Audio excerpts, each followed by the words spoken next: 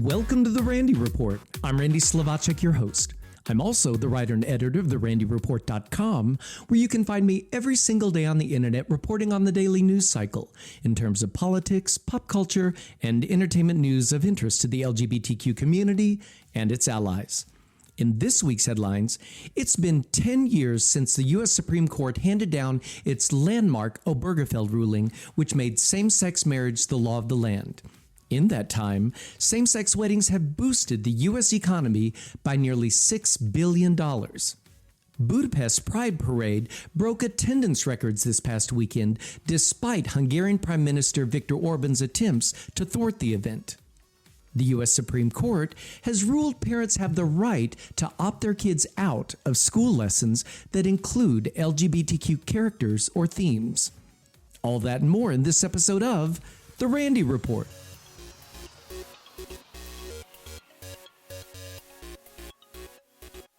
Over 100,000 LGBTQ community members and allies marched in Budapest Pride Parade this past weekend, despite Hungarian Prime Minister Viktor Orban's efforts to ban the event.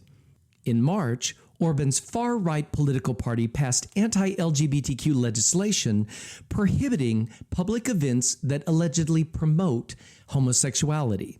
But the gays refused to stand down. The law, adopted under the guise of protecting children, restricted the right of freedom of assembly and authorized the use of facial recognition technology to identify and punish participants in events that violate an earlier, quote, Child Protection Act that outlawed displays of, quote, divergence from self-identity corresponding to sex at birth, sex change, or homosexuality, end quote. The new law drew sharp criticism from European Union officials.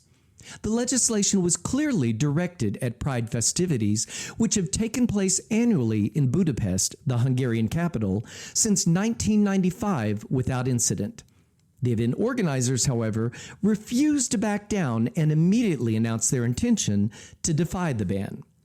Budapest's mayor stepped in with assistance by declaring the weekend's festivities an official municipal event renamed Budapest Pride Freedom to commemorate the withdrawal of Soviet troops and Hungary's full emergence from behind the Iron Curtain in June 1991. The event ended up being the country's largest ever Pride parade, far outnumbering the expected turnout of 35,000 to 40,000 people. Orban's political opponent, Peter Magyar, did not miss the opportunity to point out the irony of Orban's ban, which led to the country's largest ever Pride.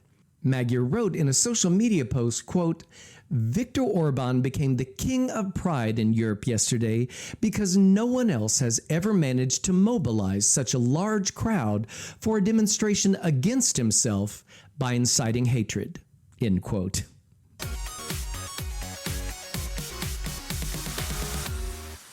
The U.S. Supreme Court ruled last week that parents have a right to prevent their kids from reading books with LGBTQ characters.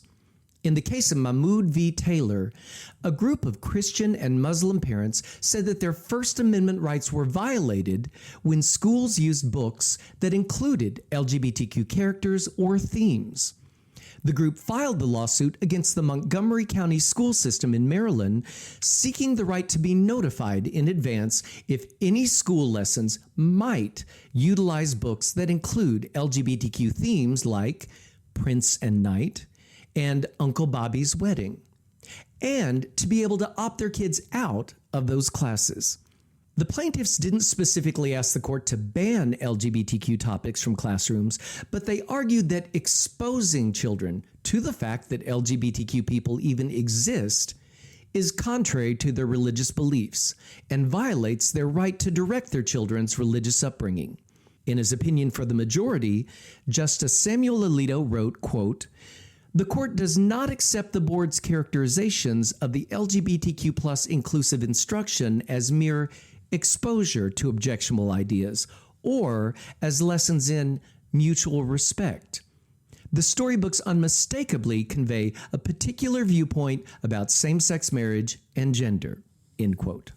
Free speech advocates criticized the ruling, calling it a deeply disappointing blow to the right to read under the First Amendment. Ellie Brinkley, a staff attorney for PEN America, said in a statement, quote, "It is a fundamental betrayal of public schools' duty to prepare students to live in a diverse and pluralistic society.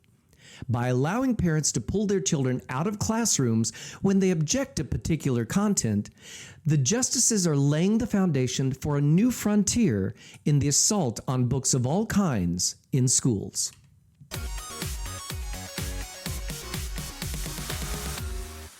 Last week, we celebrated the 10th anniversary of the U.S. Supreme Court's groundbreaking Obergefell v. Hodges ruling, which made same-sex marriage legal nationwide. Unfortunately, access to marriage equality is facing increasing opposition under a second Trump regime. According to the Movement Advancement Project, more than 24 U.S. states have trigger laws that would limit marriage equality if the Supreme Court were to overturn its legalization of gay marriage. By the numbers, 32 states have constitutional or legislative bans on marriage equality, currently unenforceable because of the 2015 Supreme Court ruling. This means about 60% of LGBTQ adults live in states where access to marriage equality would change if Obergefell were struck down. 9 states have recently introduced resolutions asking the Supreme Court to reconsider Obergefell. The resolution cites state constitutional amendments that were nullified, banning marriage between same-sex couples. None have yet passed, and even if they were to, the resolutions are non-binding, meaning they carry no legal weight, and the court is not obligated to hear them. In 2022, when the Supreme Court overturned Roe v. Wade, Justice Clarence Thomas wrote in his concurring opinion that the court should reconsider its previous opinions protecting same-sex relationships and same-sex marriage. Later that year, however, Congress passed the Respect for Marriage Act, which requires the federal government to recognize same-sex and interracial marriages. However, if Obergefell were to be reversed, that law would not stop states from restricting same-sex marriage. So, those 32 state laws would come back into force.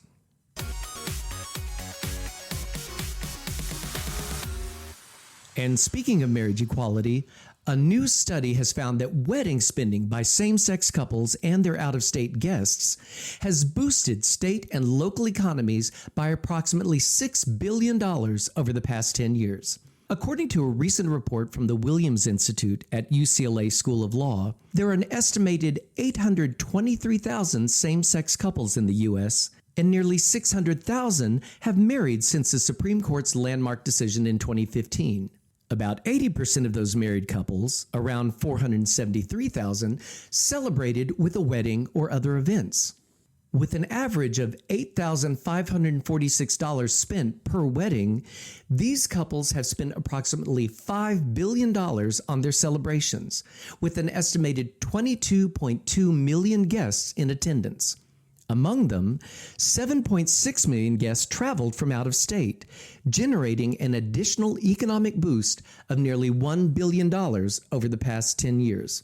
Same-sex couples' weddings have also generated an estimated $432 million in state and local sales tax revenue, enough to support an estimated 41,000 jobs for 1 year.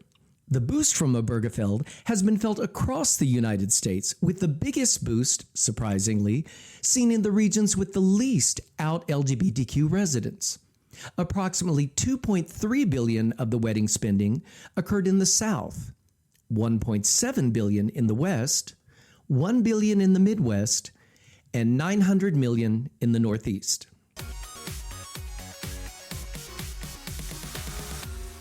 And that brings me to the end of this episode of the Randy Report. If you enjoy catching up on LGBTQ news in a quick podcast, I'd appreciate it if you'd share it with your friends. Oh, and make sure you hit that subscribe button to make sure you don't miss an episode. I like to think of the Randy Report as the 60 minutes of gay news, only shorter. And remember, you can find me every single day on the internet at therandyreport.com, where I cover the daily news cycle in terms of politics, pop culture, and entertainment news of interest to the LGBTQ community and its allies. Thanks for listening, folks. Take care of yourselves and I'll see you next time.